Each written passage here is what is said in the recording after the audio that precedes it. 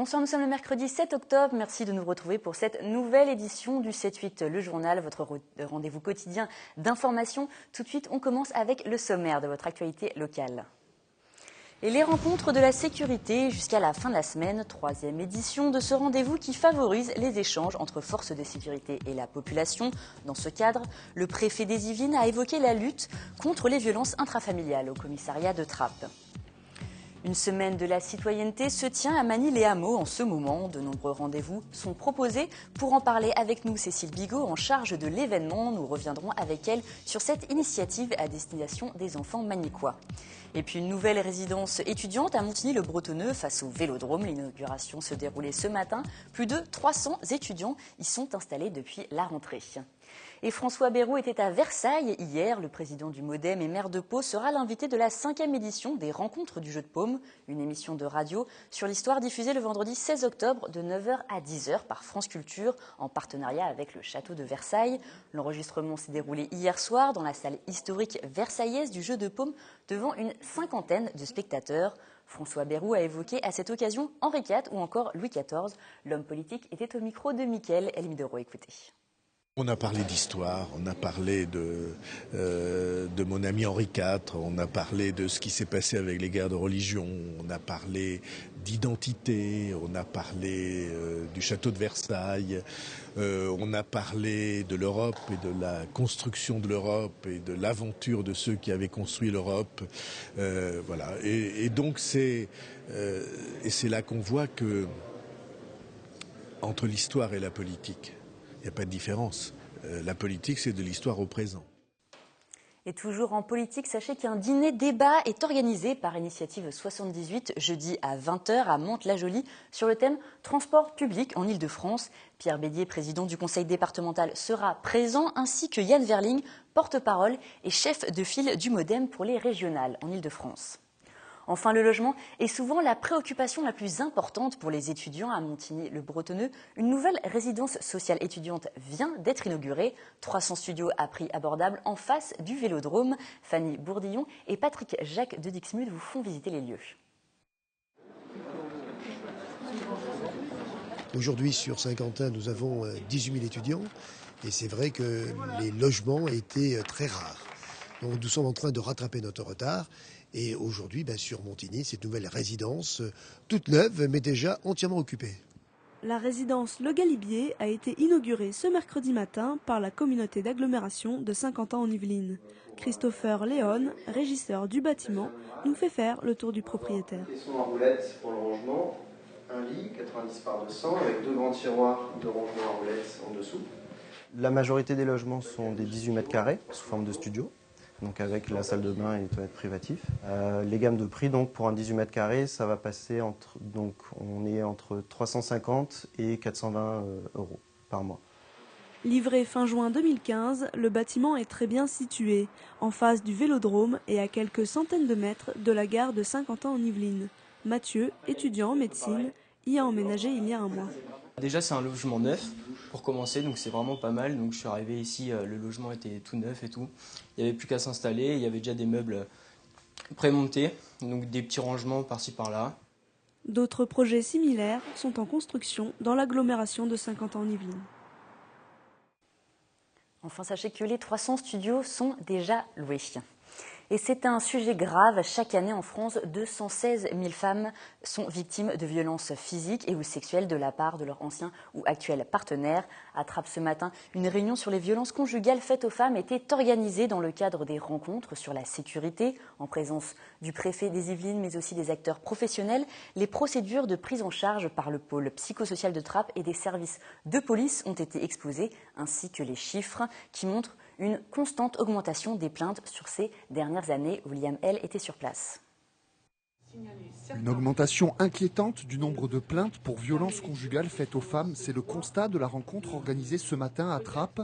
Malgré une meilleure prise en charge et orientation des victimes grâce au pôle psychosocial de Trappes, une question reste en suspens, comment endiguer les violences ? Sur le pôle psychosocial de Trappes, on est passé en 6 ans de 200 rendez-vous annuels à 1500. Et avec une prévision encore d'augmentation de 20% de ces rendez-vous. C'est aussi le signe qu'effectivement cette fonction, cette mission, cette intervention est nécessaire et indispensable. Créé il y a 6 ans, ce service implanté au sein du commissariat permet une prise en charge immédiate des victimes, libérer la parole pour des femmes souvent réticentes à l'idée de déposer plainte. Il faut établir en fait un lien de confiance avec la population. Et lorsqu'une femme a pu être aidée, par exemple, dans le cadre d'une procédure de violence conjugale, elle en parle autour d'elle.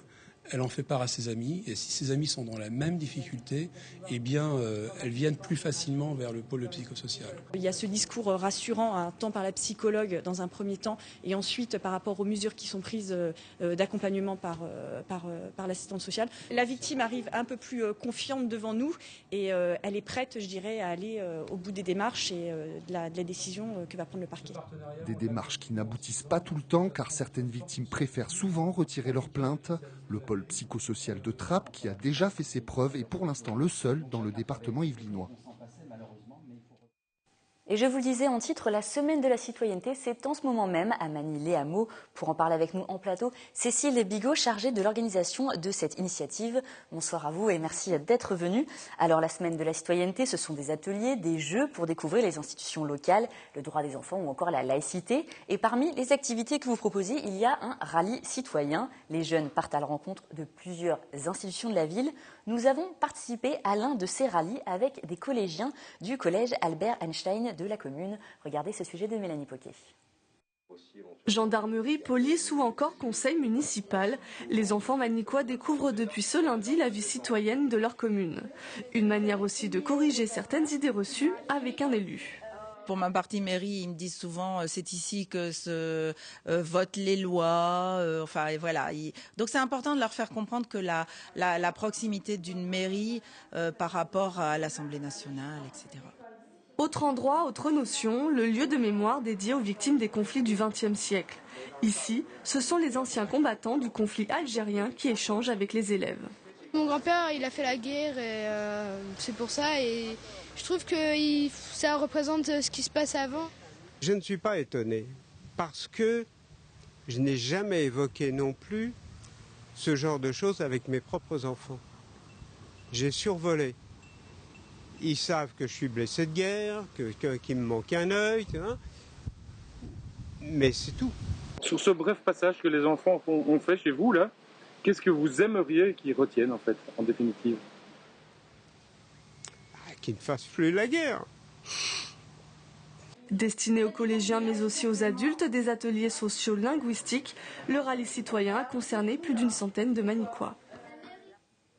Alors Cécile Bigot, cette semaine est émaillée de plusieurs temps forts. Il y a des jeux de loi, des rencontres. Beaucoup d'élèves manicois sont impliqués? Oui, en fait, à partir du CE2 jusqu'en 3e. Quel est le message que vous voulez faire passer aux enfants avec cette semaine de la citoyenneté? Parce que ça s'adresse justement qu'aux enfants. Alors ça s'adresse un petit peu aussi aux adultes, notamment sur le temps fort du samedi. Mais en fait, les enfants, c'est vraiment pour leur montrer le respect des autres et puis pour avoir effectivement une autre idée des institutions qu'ils peuvent avoir par la télé ou par d'autres biais. Alors vous participez à ces rallyes. Alors justement, quelles sont les idées ou peut-être les clichés qu'ils ont à leur jeune âge des institutions? Eh bien, ils sont, par exemple, la gendarmerie, ils sont beaucoup dans la répression. Ils oublient souvent que les gendarmes sont là aussi pour les protéger. Donc, ils voient les gendarmes de façon différente, par exemple. Comment vous analysez le fait que voilà, des enfants en si jeune âge, au collège ou en primaire, soient voilà, déjà une mauvaise image justement de la police, par exemple? Alors, je dirais pas une mauvaise image, mais en tout cas, ils ont peut-être pas la totalité ils n'ont pas l'image totale de ce qu'ils pourraient, de la réalité, en tout cas, de leur travail. Et puis, il y a beaucoup les médias, il y a beaucoup les séries aussi. Donc, ils ont des idées un peu tronquées, on va dire. Alors pour s'adresser à des collégiens, c'est quand même plus facile, mais aussi vous adresser à des primaires, du CM2 au CE1. Comment fait-on, par exemple, pour parler de laïcité à des enfants si jeunes? Est-ce que, par exemple, vous vous raccrochez à l'actualité Alors, la laïcité, c'est un peu difficile d'en parler avec des jeunes de cet âge-là. On est vraiment plutôt effectivement, dans le respect de l'autre, dans le respect aussi des institutions. Donc, ils s'intéressent beaucoup à ce genre de choses aussi. au respect des institutions. C'est quelque chose, des éléments qui sont véhiculés quand même au collège ou en primaire par des cours d'éducation civique. Du coup, vous êtes un petit peu le relais pour la 9e édition de son festival. Le relais, oui, sûrement. Et puis, comme je vous le disais tout à l'heure, le fait d'aller dans l'institution et de la voir autrement, de voir l'envers du décor, ça permet un peu de désacraliser aussi, et puis de se rendre compte qu'il faut la respecter. Alors par exemple pour la mairie, là on voyait dans le reportage que les jeunes pensaient qu'il y avait des lois qui étaient votées en mairie. C'est pas du tout le cas. Il y a aussi des points qui les concernent eux directement parce que finalement les lois ça les concerne, mais c'est quand même des problèmes un peu plus d'adultes. Comment vous les amenez justement à s'intéresser à ça? Alors en fait on est dans... Déjà, on les place, par exemple, au niveau des places du conseil municipal. Donc, on leur explique un petit peu comment fonctionne un conseil municipal, que ce n'est pas le maire qui décide tout, mais bien le conseil municipal dans sa collégialité. Donc, enfin, voilà, ils voient ça de façon différente. C'est la 4e année que vous organisez cet événement. À la base, c'est parti d'un constat, le fait d'organiser cet événement. Vous avez dit, il se passe ça, donc du coup, il faut agir, il faut organiser cette semaine de la citoyenneté. Alors, moi, je ne peux pas trop vous dire comment, effectivement, ça s'est mis en place, parce que je ne suis là que depuis 1 an. C'est ma première semaine de la citoyenneté. Mais c'est vrai que, effectivement, il y a un constat de, je ne sais pas, certaines peut-être de problèmes par rapport aux jeunes sur Manille-la-Jolie. Oui, je pense que en fait, il fallait effectivement leur permettre de voir le travail des différentes institutions comme la mairie, la gendarmerie ou même d'autres institutions de façon différente pour qu'ils puissent se rendre compte des choses en fait. C'est important justement de faire passer ce message dès le plus jeune âge, je pense notamment au CE1 parce que vous constatez peut-être déjà qu'il y a peut-être des lacunes ou des problèmes dès cet âge-là. Pas forcément des lacunes ou des problèmes, mais en tout cas à cet âge-là ils sont très intéressés. Et donc je pense que effectivement le fait de le faire dès le plus jeune âge, ça leur permet de se rendre compte et d'avancer dans la vie avec le respect. Finalement, c'est un peu une opération de prévention parce que vous parlez notamment du respect de l'autre, vous parlez aussi des dangers de la route. On peut se dire que c'est assez étonnant quand même pour des enfants qui sont très jeunes, mais aussi de la consommation de drogue ou d'alcool aux plus jeunes. Donc c'est une opération globale de prévention. Oui, on peut dire ça effectivement. Et vous axez sur des points spécifiques, mis à part justement le respect de l'autre Alors par exemple, les CE2, nous avons avec la Maison de la Justice et du Droit un jeu qui s'appelle le quiz Papa et Maman Ours sur l'égalité homme-femme. Donc ça c'est important aussi. Alors c'est vraiment important, égalité homme-femme, d'en parler dès le plus jeune âge. Oui, il y a des clichés très ancrés. Lesquels par exemple? Qu'est-ce que vous entendez le cliché le plus représentatif, c'est maman fait la cuisine et papa fait le bricolage, par exemple. Alors justement, les parents, c'est aussi important de les impliquer parce que finalement, c'est quand même la deuxième voie à la maison à côté de l'école. Il y a quand même peu d'initiatives où justement vous impliquez. Il y en a une seule, il me semble. Oui, alors cette année, on a essayé d'innover parce qu'effectivement, c'est difficile d'impliquer les parents. On s'en est rendu compte, en tout cas, ces dernières années. Mais pourquoi, justement, c'est difficile de les impliquer alors que, justement, ils devraient se sentir concernés par ça? Eh bien, écoutez, on n'arrive pas trop à savoir pourquoi on a du mal à les impliquer. En tout cas, cette année, on a essayé de faire un atelier théâtre. Donc, au mois de septembre, 4 ateliers théâtre qui impliquaient donc les parents et les enfants en même temps, justement pour monter des scénettes sur le respect de l'autre. Et nous avons 2 familles pour cette année. Donc c'est un début. Nous espérons pouvoir en faire l'année prochaine avec plus de familles. Et à l'avenir, ce serait une idée de faire plus intervenir les parents parce que parfois les parents manquent aussi un peu d'éducation citoyenne. Oui, bien sûr, évidemment. Et vous voudriez les faire intervenir de quelle façon? Eh bien, écoutez, si le théâtre forum, en tout cas, est un succès, je pense que nous pourrons envisager de pouvoir le développer. Il est aussi question d'histoire dans cette semaine de la citoyenneté. C'est un travail de mémoire que vous faites également. Vous faites participer la FNACA, donc la Fédération nationale des anciens combattants d'Algérie. Oui, dans le cadre du rallye citoyen. Donc, ils interviennent sur le carré de mémoire pour expliquer effectivement aux enfants l'importance de la mémoire collective sur les grandes guerres et sur le fait qu'il faut tendre à autre chose Et par rapport à l'histoire peut-être ou à des événements marquants de la commune, vous les faites aussi intervenir, enfin vous faites intervenir aussi d'autres personnes, d'autres associations? Non, pas sur le droit de... Non. L'égalité, justement, filles-garçons, le droit des enfants, est-ce que vous constatez qu'il y a des lacunes quand les enfants abordent ce thème? Est-ce qu'il y a des choses sur lesquelles ils ne savent peut-être plus par rapport à avant? Il y a une différence entre les générations? Alors écoutez, je n'ai pas encore assisté à l'intervention de la Maison de la Justice et du Droit qui commence demain.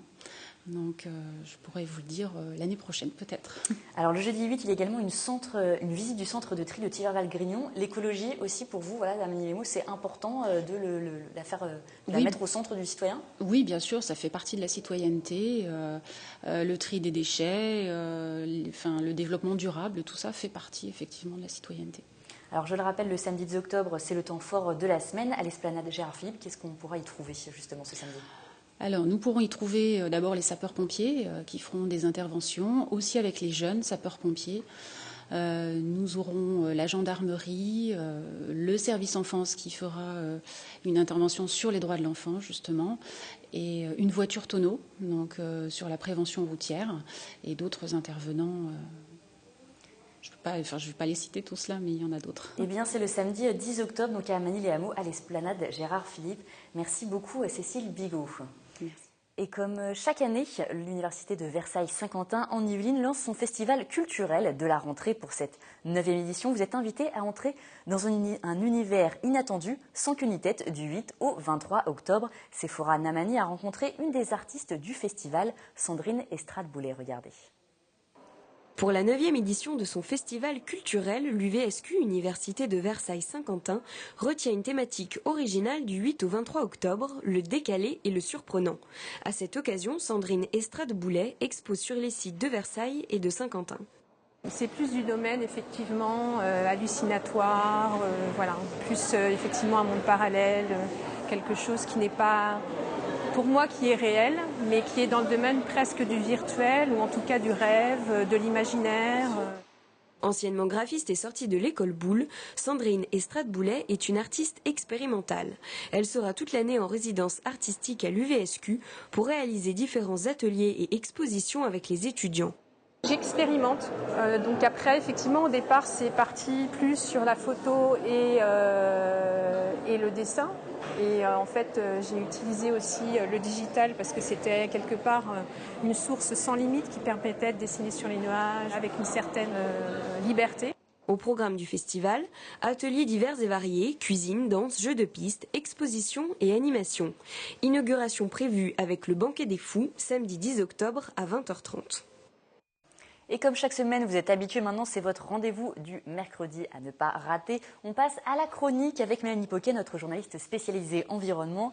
Bonsoir Mélanie, merci d'être avec mon plateau. Alors aujourd'hui Mélanie, vous vous intéressez au projet de plusieurs étudiants de l'Institut supérieur de l'environnement situé dans le parc d'activités de Pissalou. Ils ont inventé une machine de potabilisation de l'eau, c'est ça? C'est ça. Ce sont 5 étudiants de 4e année qui l'ont créé. Ils en ont eu l'idée à la fin de leur 2e année. Et vous l'avez dit Florane, cette machine sert à rendre l'eau potable. Elle est destinée à un usage individuel. Elle peut produire 80 litres d'eau par heure. Ce projet, ça représente 6 mois de réflexion et de recherche et environ 3 à 4 mois de création. Écoutez Amandine Templier, la présidente de l'association à l'origine du projet. Donc elle peut être aussi bien adaptée à l'eau de rivière qu'à l'eau de pluie. C'est une machine autonome, donc en énergie, grâce à son panneau solaire. Et elle est portative, donc telle une grosse mallette. Donc là, on a mis des stabilisateurs, mais ils peuvent être enlevés. Et après, elle est facilement déplaçable. Donc elle pèse 50 kg, donc c'est assez léger. Alors, mais une machine pour rendre l'eau potable, mais il me semble que ça existe déjà? Oui, tout à fait. L'eau que nous buvons, elle est potable et elle est issue de machines à plus grande échelle, bien sûr, puisque ce sont là des usines. Il y en a une par chez nous, elle est située à Louvciennes et elle utilise notamment de l'ozone et du charbon actif en grains pour traiter l'or bleu.